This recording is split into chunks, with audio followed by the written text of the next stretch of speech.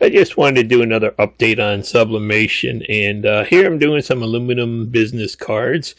And you can see I laid it out in Silhouette Studio, and I did both sides. I did a mirror of it and a flip of it, and I have the bottom edge of the card there, that red line.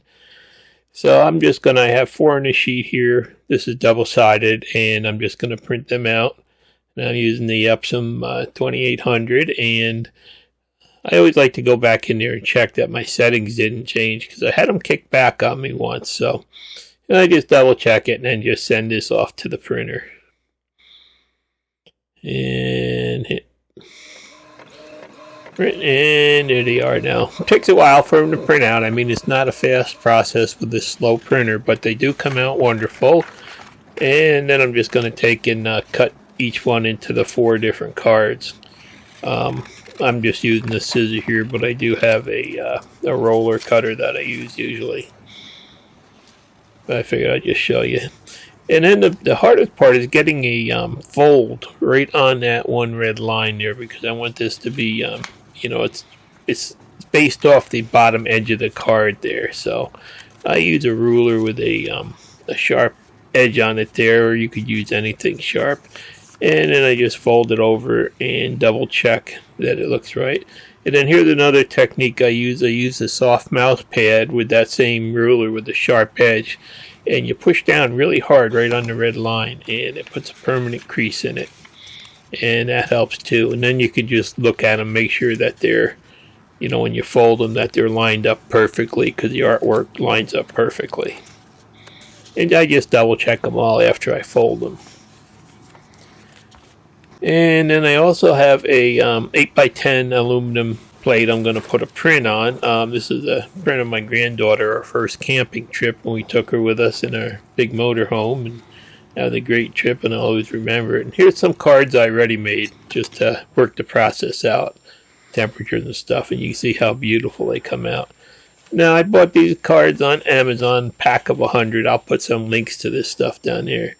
And you just want to make sure that you get them seated down in there perfect and centered. I made the artwork just a little bit bigger on the edges so that it would, it would hang over a little bit, and you'd be sure you got the card right.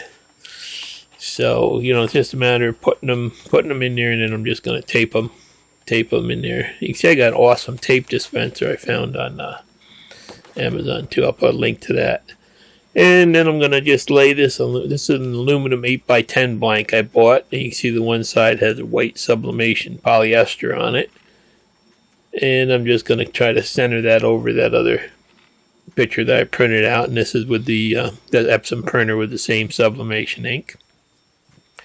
And again, I made the print bigger than the plate just so I have room to fiddle around with it, move it around a little bit, and make sure I got everything on there. And then again, I'm just using a couple pieces of the heat tape to do it. Now, when I put these on the press, I'm using my bigger press here, and I'm just going to do 2 at a time. And I've got the cards folded in there. And you really have to be careful, I found out. I'll show you in a second, to make sure the card doesn't move when you're handling it. So I heated the press to 400. And it turned out that 30 seconds on the side was what worked best for me. I played with some other cards that I ruined. I showed you I already had made some just to work out the settings. So I'm using 400 at 30 seconds. And, I don't know how hot this press actually is, or, if it's actually at 400 degrees. So you may have to adjust it for your press, because I don't think these are super accurate. But that it count down there, and you have to be careful too. At this point in time, everything's really hot, and I could do 4 or 6. I could do more in here, and then I'm just going to flip them like a pancake. Found out this little pancake flipper miniature one works pretty good, so I don't get burned. And then I'm going to do another 30 seconds on the other side. And this gives me the best results. And these cards actually do have like a sparkle that gets into it also. You'll see once I show you the better pictures at the end. So we'll let that count down. And this press is a little bit big. I wish I had just like something that would do 2 cards at a time. I'm going to look for a smaller press. Just because this one takes so long to heat up when you don't want to do cards. It takes like 20 minutes to get hot. So there we are, timed out, and things are really red hot, so you have to be careful.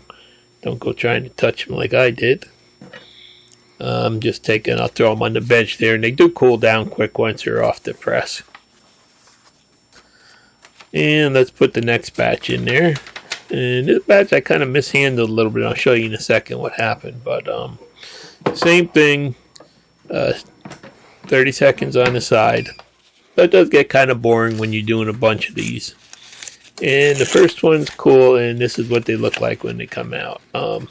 They just come out so awesome. I can't believe it. Just such a glossy, high quality card. You can see that wood grain I put on there in the background came out perfect. Well, with the glare it's hard to see, but they just come out beautiful. I can't believe how easy they are. Just such a professional looking job. It's pretty easy to do. So I just keep loading in more, and and by then the other ones are pretty much cool. And then just try to peel them off. And each one, so far looks perfect. And let's see this next one here isn't so perfect, but gotta keep an eye on the timer, because if you go like 35 seconds, you'll mess them up, I found out. So again, we'll swap that out. Flip it over, just like a pancake, and give that the other 30 seconds. And here you can see this was that one that I kind of mishandled in the beginning. And it's actually, the card was a Cedarite. It was twisted in there a little bit.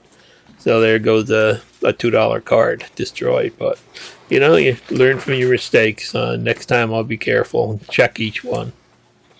So I finished up the cards, and then I decided to do the picture. Try that one. Now this is my first attempt, and I haven't done any of these before, so you'll be learning with me. And I like to put some white paper on each side, and then I'm going to put some parchment paper on there too, just because it's hanging over the edge, and you don't want things to bleed through into your press platen. So I'm using the 400 degrees again, and this time I'm going to let the timer run out at 30 seconds, and then I'm going to count down another 10 seconds and give it 40 seconds total. See how it comes out. I think it needs a little bit more because you're only doing one side. But yeah, you can see how these other cards every one of them is perfect. Really beautiful. You can see that little dinosaur in the QR code. I think Google put it in there just to tell my age. But so there we go. Count it down to 30, then give it 10 more seconds, and that's it. And again, you can see how hot this stuff is, and you should really have heat-resistant gloves. But I have a hard time working with them, so I just want to get one little corner peeled up. Get that paper off of there. I just wanted to see and make sure that the colors and everything else went in. Oh yeah, that looks good. Let's just check one more spot. So it looks like 400 for 40 seconds was exactly what it took to do this, right? And let it cool down. And you can see with the paper on it still, it's still hot on the one side, so the plate's warped. But that flattens right out as soon as it equalizes in temperature. And this is stuck a little bit better than the cards. The cards peeled right off. But this is a little bit different. You can see there's more ink left on the as you peel it off. But the picture came out beautiful. Really nice. And that's on an aluminum plate. And that's our first camping trip with the granddaughter. And cooked her hot dog on a stick. And she enjoyed it. So got a little sunburn there too. But that's kind of hard to deal with. So here I just wanted to, share this and show you how beautiful these come out and how easy it really is to do them. A little bit time consuming, and the blanks do cost quite a bit. So, they are expensive, but, they're really a professional looking job when you get done with it. So, it'll cost you 10 times as much to have somebody make them, I guess.